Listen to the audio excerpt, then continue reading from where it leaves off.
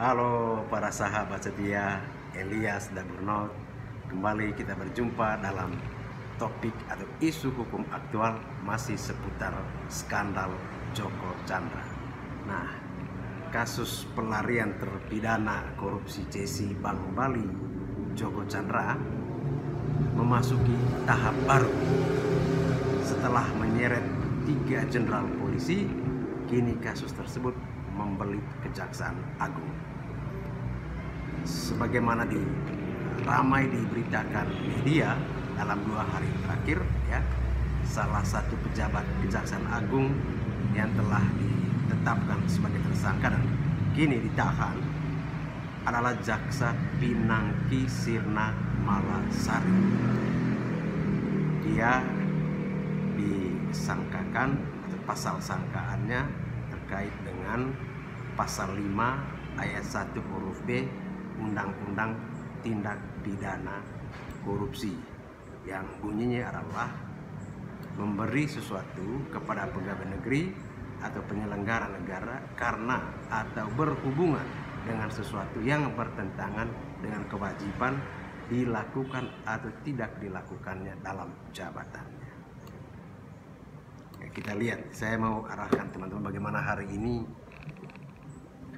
media ramai menyoroti, ya, dugaan atau berita terkait dengan Jaksa Pinangki ini, ya. Kawan-kawan bisa melihat di sini di layar ini, ya, saya arahkan, saya tunjukin begitu banyaknya, ya, berita terkait dengan Jaksa Pinangki ini. Contohnya, ya, dari Detik News, akhirnya ini foto Pinangki berompi tahanan pink Kejaksaan Agung. Ada di Kompas saat KPK dan Kejaksaan Agung berebut menangani kasus Jaksa Pinangki.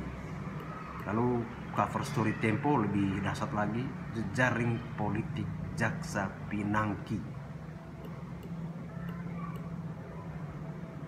Jaksa Pinangki yang misterius dan dugaan perlakuan khusus. Nah, ini masih banyak sekali. Ini lagi rame berita tentang Jaksa Pinangki ini. Kita lihat, ya, ini juga gambar terkait dengan Jaksa Pinangki ini heboh banget, ya. Dia disoroti kehidupannya, termasuk juga dengan ke aspek kehidupan pribadinya, mulai dari soal operasi plastik, ya, kemudian soal pelakor, macam-macam. Ini banyak sekali ini, banyak sekali, ya. Kita lihat ini banyak sekali terkait dengan Jaksa Pinangki ini. Ya. Kalau kita scroll terus ke bawah, waduh, banyak banget. Ya, kita kembali ke, ya, ini berita yang begitu banyak sekali, ramai sekali terkait dengan Jaksa Pinangki. Tapi, saudara-saudara sekalian, yang saya mau soroti dari penahanan Jaksa Pinangki ini adalah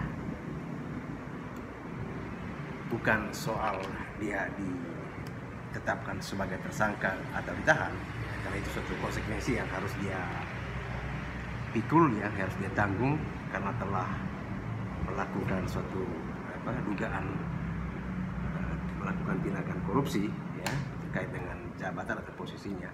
Tapi yang saya mau soroti dari penahanan ini adalah jabatan atau posisi dari Jaksa Pinangki sebetulnya tidak memungkinkan, ya, untuk melakukan tindakan seperti itu. Sehingga kenapa? Karena dia ini kan jabatan atau posisinya sebelum ditahan adalah Kepala Subbagian Pemantauan dan Evaluasi 2 pada Biro Perencanaan Jaksa Agung Muda Pembinaan. Jadi jabatan ini sendiri sebetulnya tidak memiliki kewenangan untuk mengatur, ya, status buron, ya, maupun pengajuan permohonan peninjauan kembali Joko Chandra ke Pengadilan Negeri Jakarta Selatan. Jadi Pinangki saja tidak mungkin, pasti ada orang di atasnya. Jadi itu yang pertama, itu kejanggalan pertama, ya. catatan pertama. Catatan kedua, ya, dugaan saya, ya, dugaan selanjutnya adalah uang dugaan suap sebesar 7 miliar itu mustahil hanya diberikan kepada jaksa pinangki semata gitu. Jadi saya menilai jumlah dugaan suap mencapai 7 miliar atau setara dengan 500.000 dolar US yang diberikan kepada pinangki diduga untuk mengurus sesuatu kasus hukum yang melibatkan pihak lain. Karena angka atau jumlah suap itu tidak masuk akal gitu ya, jika hanya diberikan untuk pinangki. Nah, saya yakin uang itu diduga sebagai biaya untuk mengurus sesuatu dan diduga untuk kepentingan guna melibatkan orang lain.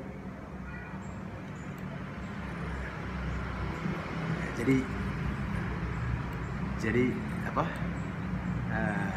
Tidak mungkin lah ya hanya pinangki seorang diri. Ya. Untuk itulah saya berharap dan saya juga mengajak teman-teman lain, mari kita bersama-sama berharap dan menuntut ya, Kejaksaan Agung untuk menelusuri dugaan keterlibatan sejumlah pejabat terasnya dalam kasus suap terkait kasus Joko Chandra ini. Kenapa saya menyoroti ya, soal tidak hanya jaksa pinangki ya, yang terlibat dalam pusaran skandal ini, tapi juga kemungkinan atau dugaan melibatkan pihak lain di Kejaksaan Agung. Karena bagi saya ya, korupsi itu ya, apalagi dilakukan oleh aparatur penegak hukum, benar-benar suatu yang tidak dapat diterima ya. Korupsi ini sudah menjadi musuh bersama. Korupsi ini kategorinya extraordinary crime, kejahatan luar biasa. Oleh karena itu setiap pihak siapapun itu berkewajiban untuk mengungkapkan dan memberantasnya. Ya, mudah-mudahan kita semua tidak letih-letihnya, lesu-lesunya terus menyerukan ya, meneriakan, bersama-sama berjuang untuk pembebasan negeri ini dari korupsi. Saya kira itu ya teman-teman.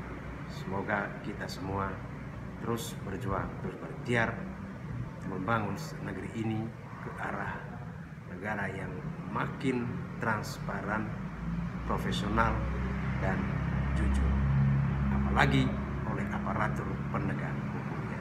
Terima kasih. Salam Elias Dagono.